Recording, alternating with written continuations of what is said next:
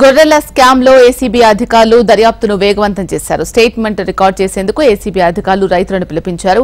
పల్నాడు, ప్రకాశం జిల్లాల నుంచి ఏసీబీ ప్రధాన కార్యాలయానికి రైతులు చేరుకున్నారు. గొర్రెల స్కీమ్ కు ఎన్ని యూనిట్లు ఇచ్చారు, కాంట్రాక్టర్లు ఎలా మోసం చేశారు అనే దానిపై రైతుల నుంచి ఆరా తీస్తున్నారు ఏసీబీ అధికారులు.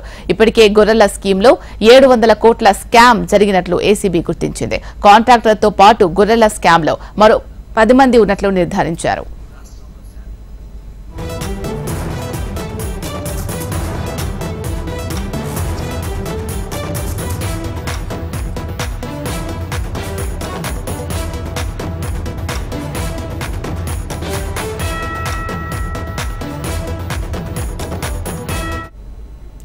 గొర్రెల స్కామ్ లో ఏసీబీ అధికారులు దర్యాప్తును వేగవంతం చేశారు. స్టేట్మెంట్ రికార్డ్ చేసేందుకు ఏసీబీ అధికారులు రైతులను పిలిపించారు. పల్నాడు, ప్రకాశం జిల్లా నుంచి ఏసీబీ ప్రధాన కార్యాలయానికి రైతులు చేరుకున్నారు. గొర్రెల స్కీమ్ కు ఎన్ని యూనిట్లు ఇచ్చారు, కాంట్రాక్టర్లు ఎలా మోసం చేశారు అనే దానిపై రైతుల నుంచి ఆరా తీస్తున్నారు ఏసీబీ అధికారులు. ఇప్పటికే గొర్రెల స్కీమ్ లో 700 కోట్ల స్కామ్ జరిగినట్లు ఏసీబీ గుర్తించింది. కాంట్రాక్టర్తో పాటు గొర్రెల స్కామ్ లో మరో 10 మంది ఉన్నట్లు నిర్ధారించారు.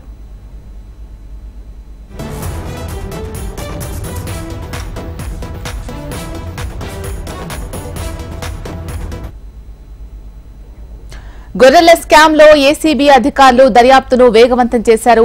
స్టేట్మెంట్ రికార్డ్ చేసేందుకు ఏసీబీ అధికారులు రైతులను పిలిపించారు. పల్నాడు, ప్రకాశం జిల్లా నుంచి ఏసీబీ ప్రధాన కార్యాలయానికి రైతులు చేరుకున్నారు. గొర్రెల స్కీమ్ కు ఎన్ని యూనిట్లు ఇచ్చారు, కాంట్రాక్టర్లు ఎలా మోసం చేశారనే దానిపై రైతుల నుంచి ఆరా తీస్తున్నారు. ఇప్పటికే గొర్రెల స్కీమ్ లో 700 కోట్ల స్కామ్ జరిగినట్లు ఏసీబీ గుర్తించింది. కాంట్రాక్టర్ తో పాటు గొర్రెల స్కామ్ లో మరో 10 మంది ఉన్నట్లు తెలుస్తోంది. ఇదే అంశానికి సంబంధించి పూర్తి అప్డేట్స్ మా ప్రతినిధి అమర్ అందిస్తారు. అమర్, గొర్రెల స్కామ్ లో కాంట్రాక్టర్ తో పాటు మరో 10 మంది ఉన్నట్లు తెలుస్తోంది. వాళ్లకు సంబంధించిన ఇన్ఫర్మేషన్ ఏమైనా తెలిసిందా? ప్రస్తుతానికైతే గొర్రెల స్కీమ్ సంబంధించి ఏసీబీ దర్యాప్తు వేగవంతం చేసిందని చెప్పుకోవచ్చు. గతంలో ఏదైతే 2,10,00,000లకు సంబంధించి రైతులు ఏదైతే గొర్రెలు అమ్మిన రైతులు ఎవరైతే ఉంటారో వాళ్ళ ఖాతాలోకి డబ్బులు జమ కావడంతో వాళ్ళు గచ్చిబౌలి పిఎస్ లో వాళ్ళు ఫిర్యాదు చేశారు. ఫిర్యాదు అనంతరం ఆ తర్వాత ఏసీబీ ఎంటర్ అయింది. అయితే దీనికి సంబంధించి మళ్ళీ కొంతమంది రైతులు ఏసీబీ అధికారులను ఆశ్రయించడంతో గతంలో ఏదైతే ఆశ్రయించిన రైతులు ఎవరైతే ఉంటారో వాళ్ళకు కూడా లబ్ధి చేకూరలేదు.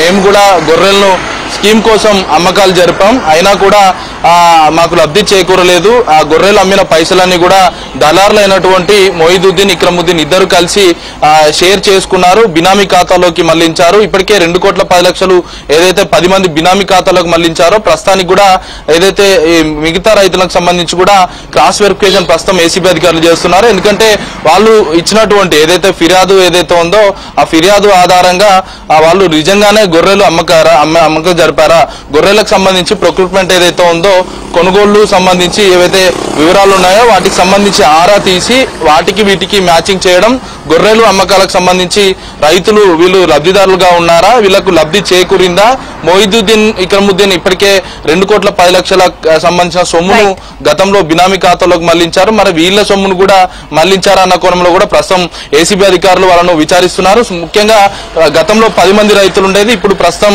20 మంది రైతులను ఏసీబీ అధికారులు ఒక దగ్గర కూర్చోబెట్టి కూడా ఒక్కొక్కరిని విచారిస్తున్నారు. వాళ్ళు అమ్మిన యూనిట్స్ ఎన్ని అమ్మకాలకు సంబంధించి ఎంత డబ్బు రాలేదు వాళ్ళ దగ్గర నుంచి వివరాలు కూడా సేకరిస్తున్నారు. Thank you Amar.